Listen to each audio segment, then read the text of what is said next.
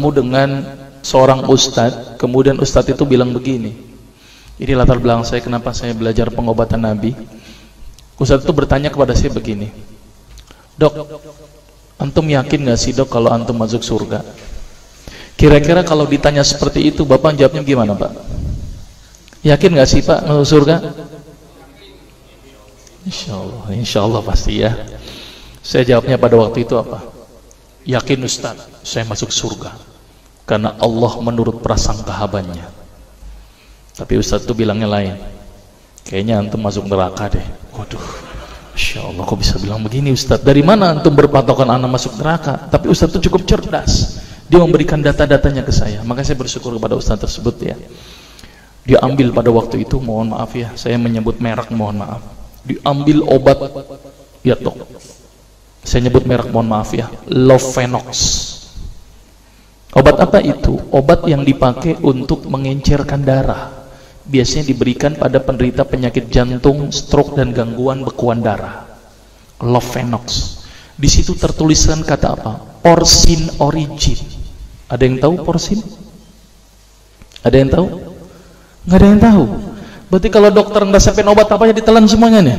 Masya Allah. Porsin itu isinya Pak, babi Pak. Malah di boxnya tertulis kata-kata bener-bener bersumber dari babi. Saya bilang, waduh, berarti dok kalau antum ngeresepin porsin satu pasien, antum telan itu obatnya, kira-kira ibadah orang tersebut diterima nggak sama Allah? Diterima atau tidak tuh? Tidak akan diterima dok. Siapa yang dipersalahkan nanti? Antum yang menuliskan resep. Satu. Diambil lagi obat yang kedua. Saya cerita latar belakang dulu ya sebelum saya terapi senyum. Diambil obat yang kedua. Pada waktu itu diambil apa? Actrapid. Apa itu? Insulin. Tulisannya apa? Human insulin. Jadi diambil dari manusia yang telah meninggal. Diambil pankreasnya, insulinnya, yang menderita penyakit kanker pankreas, dibuatlah obat. Berarti dokter sudah menyuntikkan manusia ke dalam manusia. Diambil lagi obat yang ketiga. Oh, luar biasa ini dokter. Apa Ustadz ini? Diambil obat namanya analsik. Apa itu analsik? Obat untuk pusing. Ini di kalangan dokter sering resep ini nih. Isinya apa? Antalgin dan diazepam. Diazepam, makanya kalau orang minum obat ini pasti ketagihan, saya yakin. Kalau minum obat warung nggak ngefek ini. Karena kenapa? Karena mengandung diazepam. Diazepam itu apa? Narkoba Pak. Bikin kita teler. Maka itu cara nyari uang paling gampang, kasih aja resepin analsik, pasti balik lagi dia. Karena kenapa? Narkobanya bikin kecanduan. Dia mengandung diazepam. Diazepam fatwa ulama bagaimana? Haram. Diambil lagi obat batuk, kodein. Maka itu kita minum obat batuk langsung hilang batuknya karena kodein. Kodein ini ternyata derivat dari narkoba. Berarti dokter sudah ngeresepin narkoba. Diambil semua obat sirup di depan saya, lihat dok, lihat semuanya. Ada nggak yang tidak mengandung alkohol? Semuanya mengandung alkohol. Sampai saya pikir, Masya Allah, berapa ribu pasien yang telah saya resepkan obat-obatan haram tersebut. Ini yang menjadi kegelisahan saya Pak. Maka itu saya beda haluan, kemudian belajar hadis, walaupun gak lulus-lulus biarin, gak apa-apa. Terus kemudian saya melihat ada sesuatu yang salah. Kenapa? Karena agama Islam tidak dipelajari secara benar.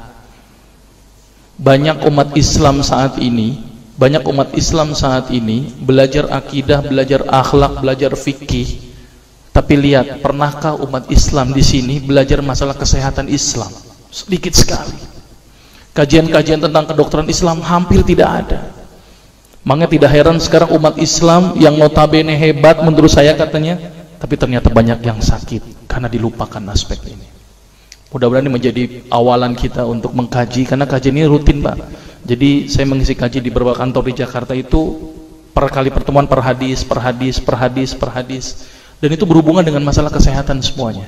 Jadi ternyata Allah ini menurunkan ibadah, memerintahkan kita untuk sholat, puasa, tahajud, semuanya ini bukan untuk kepentingan Allah Pak.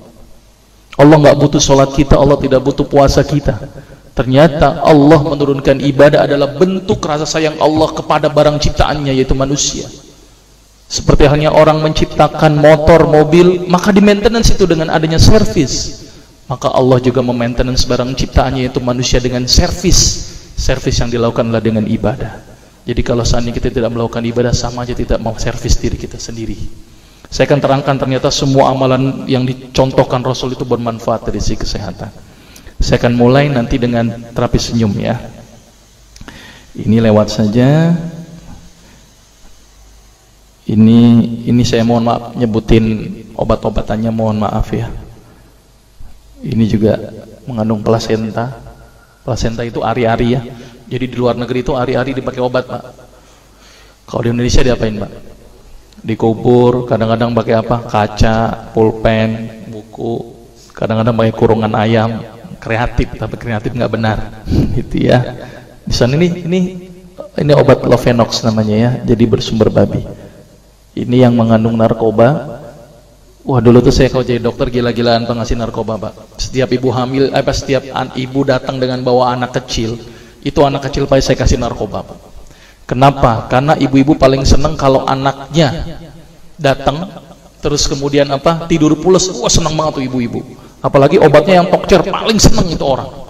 Maka itu saya kalau ngasih obat antibiotik dulu nggak, namanya amoxicillin, ampicillin, nggak level buat saya. Apa yang saya kasih? Cephalosporin. Obat turun demam aja nggak ngefek, menurut saya cuma 500 mg, Pak, 650. Dan selalu anak kecil datang kan alasannya takut kejang. Selalu saya tambahkan apa ini, Pak? Luminal.